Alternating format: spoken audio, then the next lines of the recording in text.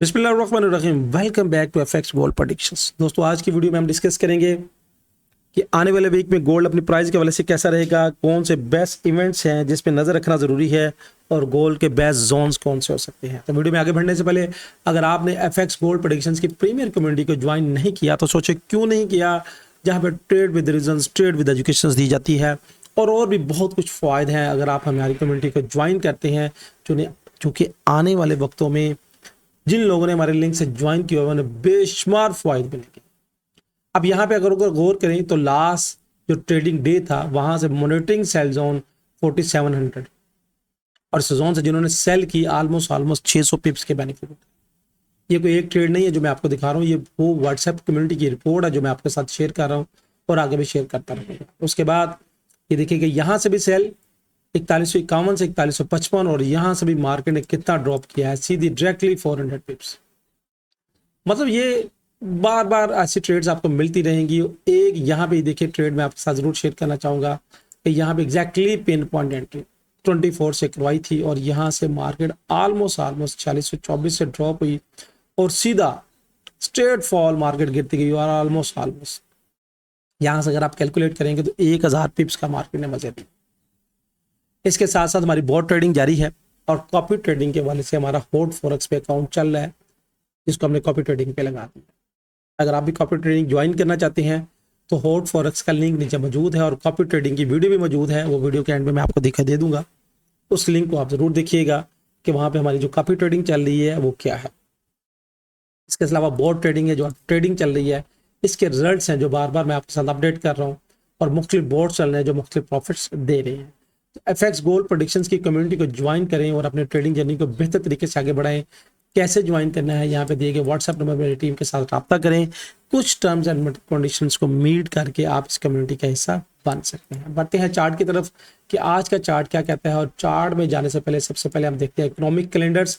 इस वीक में, आने वाले वीक में जो इकोनॉमिक कैलेंडर्स है, वैसे तो कैलेंडर्स को क्या करना है, हर दिन ऐसी मूव्स आती है जहाँ पे मार्केट 150 पॉइंट मूव कर जाती है। तो मेरी नज़र में आने वाले वीक में जो हाईली इम्पैक्ट का डे है जहां पे मार्केट खासा हलचल ले सकती है तो वह 9 अप्रैल थर्सडे वाले दिन इनिशियल जॉबलेस क्लेम का डाटा है।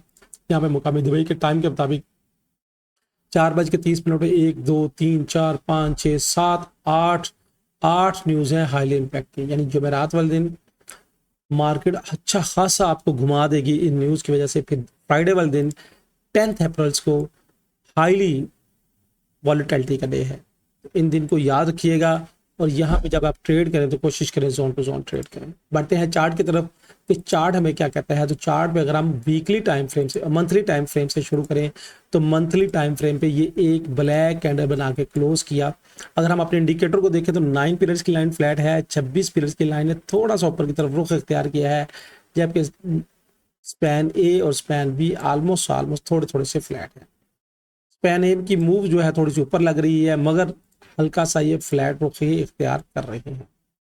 मंथली में अगर कैंडल देखें तो कैंडल ने भरपूर ब्लैक सेल करने की कोशिश की और यहाँ से जब नीचे गई थी तो ये एरिया बायर्स ने संभाला और ये पूरा वीक रिजेक्शन एरिया जो बायर्स ने कैलकुलेट किया है।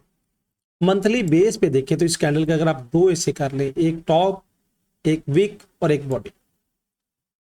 अगर मंथली बेस पे देखें तो कैंडल अगर मार्केट ने सेल जाना है तो इस वीक से नीचे बॉडी के साथ क्लोज करना जरूरी है। ये बात ध्यान में रख लीजिएगा इस पूरे मंथ के बाद से कि जब तक प्राइस ये जो है ये वीक के एरिया से नीचे बॉडी के साथ, यानी यहाँ पे स्पैन ए की भी सपोर्ट है और वीक की भी सपोर्ट है, बॉडी के साथ क्लोज नहीं करती, बॉडी के साथ क्लोज नहीं करी तब तक हम सेलर्स नहीं बनेंगे मंथली टाइम फ्रेम। मैंने आपसे कहा इसको दो हिस्सों में डिवाइड कर लें, एक ऊपर का हिस्सा और एक नीचे का हिस्सा। अब ये दो डिवीजन्स हैं आपके पास इस पूरे मंथ की। अगर मार्केट ने बाय जाना है तो ज़रूरी है इसको ब्रेक करे और सेल जाना है तो ज़रूरी है इसके बॉटम का ब्रेक करे, वरना इस पूरे मंथ में मार्केट आपको ये अगर नीचे आती है तो ये ऐसे कर सकती है और अगर ऊपर जाती है तो ऐसे घुमा सकती है। यानी इस पूरे मंथ का जो टर्निंग जोन है मेरी नज़र में वो ये वाला है जहाँ पे इसकी बॉडी है और इसको आपने कैलकुलेट कर लीजिएगा। ये मंथ की मैंने चार्ट के मुताबिक आपको एग्जैक्टली बता दिया है और कोशिश करें इसको डिवाइड करके अपने पोर्शन में सेव कर लें कि अगर ये वीक एरिया के पास आएगी जो बायर्स का एरिया, तो यहाँ से हम बाय देखेंगे। अगर ये टॉप एरिया के पास पहुंचती है तो यहाँ से हम सेल देखेंगे। बस ये बात समझ रखिएगा, ये मंथली बेस पे है। अब मंथली से अगर हम वीकली की पॉइंट ऑफ व्यू से आए तो वीकली में देखिएगा कि पिक्चर्स कुछ क्लियर नहीं है। पिक्चर्स क्लियर ना होने की वजह ये है कि यहाँ पे 9 और 26 पीरियड्स की लाइन का क्रॉस ओवर हुआ। वीकली में प्राइस ने ये यहाँ पे विक के साथ क्लोजिंग की और प्राइस डायरेक्टली ऊपर की तरफ थी, मगर यहाँ पे 9 पीरियड की लाइन के साथ टकरा के प्राइस ने नीचे की थोड़ा सा मोमेंटम किया। यानी यहाँ पे इसने सेलर्स को शो कराया जो मैंने मंथली बेस पे आपके साथ शेयर किया है। अब क्या करें, अगर आप फ्यूचर्स कलर्स को देखेंगे तो फ्यूचर्स कलर में स्पैन बी ने फ्लैट है, स्पैन बी ये वाला, और स्पैन ए ने नीचे की तरफ रुख इख्तियार किया है। यानी कुछ भी प्रेडिक्ट नहीं किया जा सकता इस मंथ में मार्केट आपको ये सूरत हाल लग रही है इस मंथ में। ये और ये जो मैंने डिविजन्स करती है आपको घुमाएगी ऊपर नीचे करेगी, तो बेहतर यह है कि टॉप से सेल बॉटम से बाय इस वीक में और इस मंथ में मेरी नज़र में आपको ये करना चाहिए। अब अगर डेली टाइम फ्रेम पे आए तो डेली टाइम फ्रेम पे स्टोरी क्या है कि यहाँ पे 9 और 26 पीरियड्स की लाइन का क्रॉस ओवर हुआ, प्राइस नीचे की तरफ गई, दोबारा प्राइस ने यहाँ पे 26 पीरियड्स की लाइन से ऊपर क्लोजिंग दे दी है। अब क्लोजिंग दे दी है, प्राइस ने एग्जैक्टली कल ये 9 पीरियड की लाइन से टच किया और टच करने के बाद यहाँ पे क्लोजिंग दी है। अगर मैं डेली के टाइम फ्रेम पे देखूं तो डेली के टाइम फ्रेम पे गौर कीजिएगा कि यहाँ पे स्पैन ए जो है ये ऑलमोस्ट फ्लैट है और स्पैन बी ने ऊपर की तरफ रुख इख्तियार किया है। बहुत इंपॉर्टेंट बात है, मार्केट का रुख और मोमेंटम को क्लियर नजर नहीं आ रहा। और यहाँ पे अगर हम डेली टाइम फ्रेम पे देखें तो जब तक प्राइस सॉलिड कलर से नीचे है हम सेल की तरफ देखेंगे। ये एक बात। अब मार्केट यहाँ से अगर ऊपर जा रही है तो ये रिट्रेसमेंट का एरिया बन सकता है। क्योंकि हम इंटरडे के वाले से ट्रेड करते हैं और वीकली के वाले से देखते हैं, तो वीकली के वाले से मैं जो प्रेफर करूंगा वो मैं H4 प्रेफर करूंगा। ये अब मेरी एक लॉजिक है जिसको मैं आपके साथ शेयर कर रहा हूँ। पहले इंडिकेटर बेस पे आप देख लें कि यहाँ पे 9 और 26 पीरियड्स की लाइन का क्रॉस ओवर होना और उसके बाद प्राइस का सॉलिड कलर से ऊपर जाना और प्राइस का रिटेस्ट लेना और रिटेस्ट लेने के बाद ऊपर की तरफ पड़ना। अब ये इंडिकेटर H4 के टाइम फ्रेम का जो इंडिकेटर हमें क्या शो करवा रहा है, H4 का टाइम फ्रेम का इंडिकेटर हमें शो करवा रहा है कि मार्केट में जो मोमेंटम है इस वक्त करंट मोमेंटम वो बाय की तरफ जा रहा है। यानी यहाँ पे स्पैन ए फ्लैट है, स्पैन बी ने ऊपर की तरफ रुख इख्तियार किया और अगर ये इसको क्रॉस करके ये ऐसे ऊपर बढ़ जाता है, ये देखिएगा कि ये इतना खूबसूरत इंडिकेटर है जो फ्यूचर की प्रेडिक्शंस करता है। ये क्या कर रहा है, ऊपर की तरफ जा रहा है और अगर स्पैन ए भी ऊपर की तरफ जाना शुरू हो गया तो प्राइस शार्प ऊपर की तरफ बढ़ेगी। अब मार्केट में मिक्स सिचुएशन है, आप कह रहे हैं कि ऊपर से सेल है नीचे से बाय है, तो क्या करें। तो अगर मैं स्ट्रक्चरल बेस पे इसको मैं करता हूँ ऑफ, ताकि आप थोड़ी सी पिक्चर्स क्लियर हो। स्ट्रक्चरल बेस पे देखें, क्योंकि ये वीडियो सोचने वाली है और समझने वाली है, आंखें बंद करके देखने वाली नहीं है। अगर तो आप सीखने की नीयत से तो ये वीडियो आपके लिए। ये एक वेव थी, ये सेकंड वेव थी और ये थर्ड वेव मार्केट।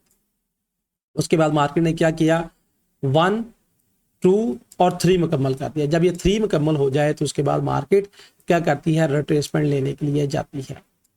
अब ये वेव्स की रिट्रेसमेंट चल रही है, ये बात है। अब ये रिट्रेसमेंट कितनी होगी, ये रिट्रेसमेंट कितनी होगी, क्योंकि ये इंटरनल और एक्सटर्नल के तौर पे मार्केट मूव करती है। अब ये जो कि वीडियो आपके लिए सोचने और समझने वाली है, जो लोग सिर्फ सपोर्ट रेजिस्टेंस फाइंड करते हैं, माइट भी वो इस वीडियो से फायदा ना उठा सके। फायदा वो उठाएगा जो सीखेगा। अब अगर इस वेव्स की रिट्रेसमेंट है तो इस वेव्स की रिट्रेसमेंट के लिए इंटरनल स्ट्रक्चर 1, ये 2 और ये 3 हो गए। ये स्ट्रक्चर की कहानी जब 3 हो जाए और उसके बाद ये बात ज़हन में रखिएगा कि इससे ऊपर क्लोजिंग कर दे, इससे ऊपर इस बॉक्स से ऊपर अगर H4 की कैंडल इस तरह क्लोजिंग कर दे बॉडी के साथ, यानी ये स्ट्रक्चर को ऐसे बॉडी के साथ क्लोज कर दे, तो फिर 3 कंफर्म हो गया। यानी ये 1, 2, 3 और ये 4 करने के बाद ये 5th कर जाएगा। जब 5th करेगा तो फिर 4 को रिट्रेसमेंट करने के लिए आएगी और उसके बाद मार्केट इस वेव्स की रिट्रेसमेंट को कंप्लीट करने के लिए जाएगी। अगर नहीं समझ आई, इस वीडियो को रिवर्स करके देखें और सुकून से देखें अगर सीखना चाहते हैं, और वो जो प्रोफेशनल है उनके लिए खसूसी ये वीडियो है। अब मार्केट की अगर रिट्रेसमेंट है तो इसकी रिट्रेसमेंट का लेवल क्या होगा, वो मैंने चूंकि फैब का रूल लगाया हुआ है। अब ये इंटरनल रिट्रेसमेंट का लेवल है, ये वाला 1, 2 और 3 और उसके बाद ये 4 और अगर इसको ब्रेक करता है तो 5 करने के बाद दोबारा रिट्रेसमेंट करेगा, मोस्ट प्रोबेबिलिटी यहाँ पे या यहाँ तक, और फिर यहाँ से दोबारा बाय की तरफ चला जाए। अगर इंटरनल 5 कंप्लीट हो जाएं तो वेव्स का असूल है कि 5 वेव्स कंप्लीट हो जाएं अगर एक ही वेव में, यानी इस पूरी वेव में अगर 5 वेव्स कंप्लीट हो जाएं तो फिर ये वेव्स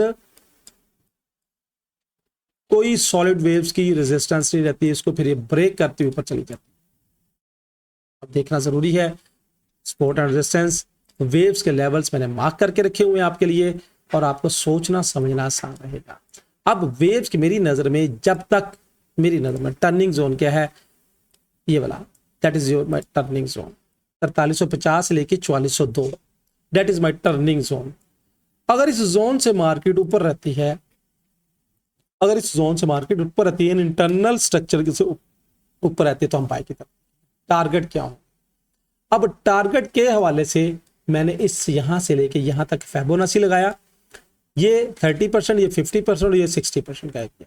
अब अगर मार्केट ऊपर जाके 60% एरिया तक कैंडल क्लोज करे तो क्या करेगा, 5 वेव्स कंप्लीट हो जाएंगी, और जब 5th वेव्स कंप्लीट होगी तो ये दोबारा रिट्रेसमेंट करने के लिए मोस्ट प्रोबेबिलिटी मार्केट यहां तक या यहां तक आती है, और उसके बाद फिर मार्केट वापस पर बढ़ जाती है। ये वेव्स का एक कॉन्सेप्ट है, और 80% मार्केट ये कॉन्सेप्ट को पूरा फुलफिल करती है, 20% नहीं भी हो सकता।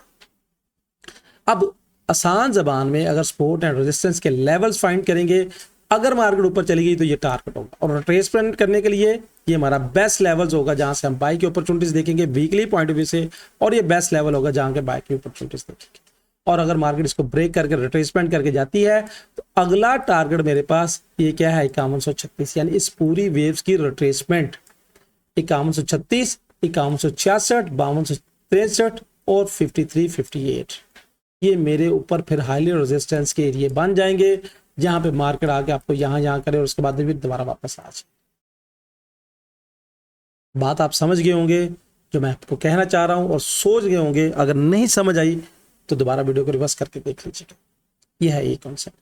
और दूसरा, अगर मार्केट हमारे इस टर्निंग जोन्स को ब्रेक कर देती है, यानी ये स्ट्रक्चर जो इंटरनल स्ट्रक्चर है इसको फेल करके नीचे आ जाती है, तो पहला टारगेट 4202 जो तस्वीर का दूसरा रुख, और फिर इसके बाद यहाँ पे एक सपोर्ट का लेवल बनने की कोशिश करेगी, क्या है, 4100 का लेवल, 4098, और इसको अगर ये ब्रेक कर गई तो 3964 और 3818।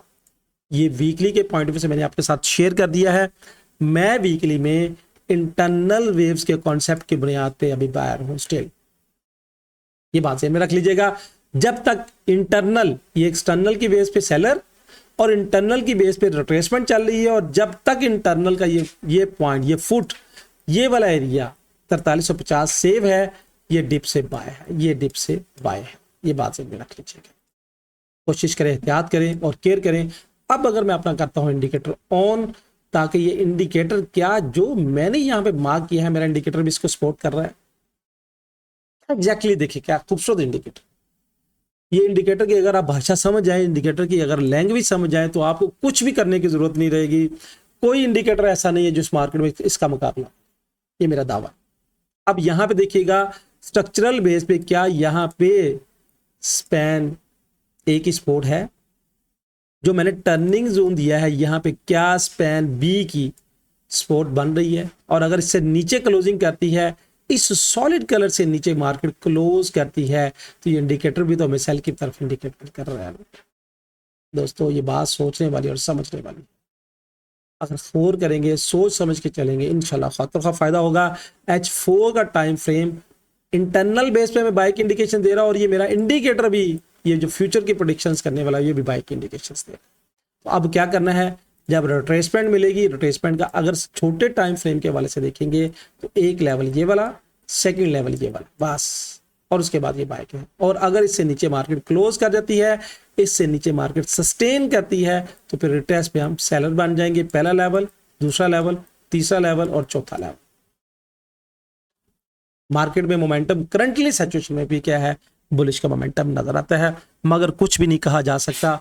हमेशा विनिंग मूव उसकी है जो अपने स्पोर्टिंग लेवल से मार्केट को देखता है और मार्केट का मजा उठाता है, या रेजिस्टेंस लेवल का वेट करता है और मार्केट का मजा उठाता है। दोस्तों ये थी फोरकास्ट, ये थी एनालिटिक। इसके साथ साथ अगर आप कॉपी ट्रेडिंग में इंटरेस्टिंग है तो कॉपी ट्रेडिंग के वाले से हॉट फॉरेक्स पे हमारा अकाउंट चल रहा है, उसको आप जरूर चेक करें, तो उसके रिजल्ट्स क्या हैं, उसके पैरामीटर्स क्या है। और बोर्ड ट्रेडिंग करना चाहते हैं, बोर्ड अगर आप अपना बाय करना चाहते हैं तो उसके लिए भी आप हमारे साथ कांटेक्ट कर सकते हैं। अल्हम्दुलिल्लाह बोर्ड ट्रेडिंग में बहुत मार्केट मजा दे रही है, यानी इस पर कोई खपने की जरूरत नहीं है, कोई टेंशन लेने की जरूरत नहीं है, बोर्ड खुद ब खुद ट्रेड करता है। दोस्तों ये थी फोरकास्ट, ये थी एनालिटिक। वीडियो अच्छी लगे तो लाइक वाले बटन पर हिट कीजिएगा, और वीडियो से अगर आपको खौतर खौफ फायदा मिला है तो कमेंट्स का जरूर इज़हार कीजिएगा। अल्लाह हाफिज़।